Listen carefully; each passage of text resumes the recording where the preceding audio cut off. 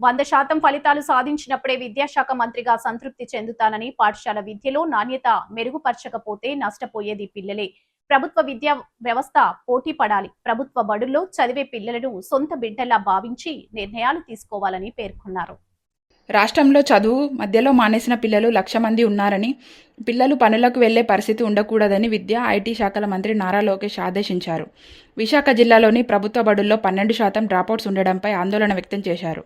కృష్ణా జిల్లా పెనమలూరు, గుడివాడ, మచిలీపట్నం, కడప, పొద్దుటూరు, పులివెందుల, మైదుకూరులోని డ్రాపౌట్స్ అసలు బడికి రాని వారు ఎక్కువగా ఉన్నారని ఆవేదన వ్యక్తం చేశారు. సచివాలయంలో డీఈఓలు, ఏపీసీలతో నిర్వహించిన సమీక్షలో మంత్రి మాట్లాడుతూ, ఎప్పుడు బడికి రాని వారిపై దృష్టి సారించాలి, 100% ప్రవేశాలు జరగాలి. ఈ ఏడాది ప్రతి పాఠశాలలో కనీసం 10% ప్రవేశాలు పెరగాలన్నారు.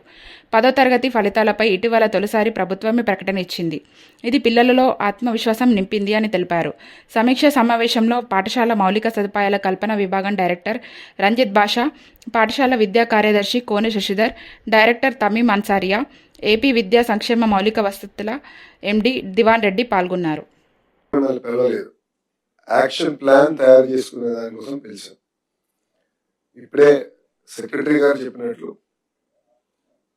నేను విద్యాశాఖ మార్చులు అయినప్పుడు నేను ఆశ్చర్యమైన విషయం ఏంటంటే, ఎన్ని పాఠశాలలు ఉన్నాయి, ఏ పాఠశాలలో ఎంతమంది పిల్లలు చదువుతున్నారు, ఉపాధ్యాయులు ఏ పాఠశాలలో ఉన్నా కూడా రాష్ట్ర స్థాయిలో మాకు విజిబిలిటీ లేని పరిస్థితి.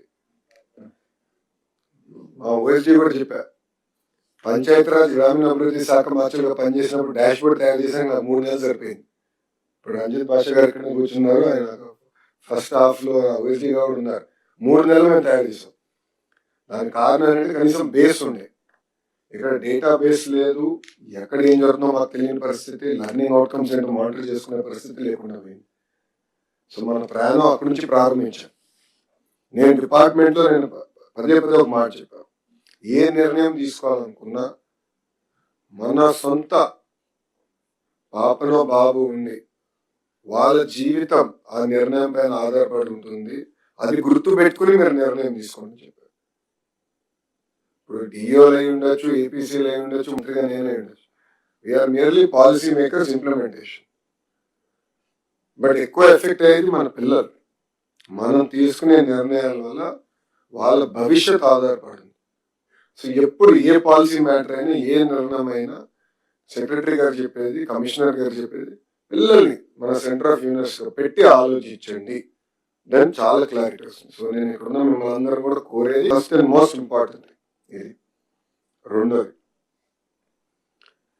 డాష్ బోర్డులు ఎట్లుగో మీరు అందరూ చూస్తా మొదలు పెట్టారు. ఇంకా దానిపైనే యాక్షన్ ప్లాన్ దిశగా మనం పనిచేయాలి.